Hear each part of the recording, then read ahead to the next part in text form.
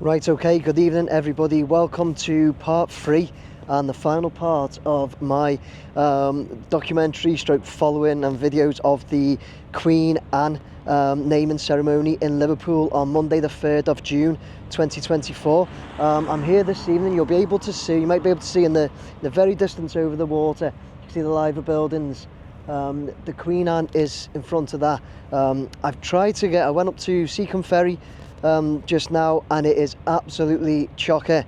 I believe Woodside is the same. So in the middle, this is where I done my video from this afternoon, but I was hoping to be more on the front, but do you know what, this will be perfect because I don't need to be on the front because I'm going to be in the air. The drone is there ready to go. I believe the fireworks, I think it was set for about 10:15. I read, but somebody told me it could be 9:50 to 10:15, and it's 9:43 now. I can see a couple of the buildings are lit up, so we'll get up in the air now, have a little look at it, have a look at the Queen Anne whilst the sun's setting, and then we'll catch as much of the fireworks as we can, okay? So yeah, let's do it. Part 3 and the last part of the Queen Anne naming ceremony, 3rd of June 2024. Let's get up there.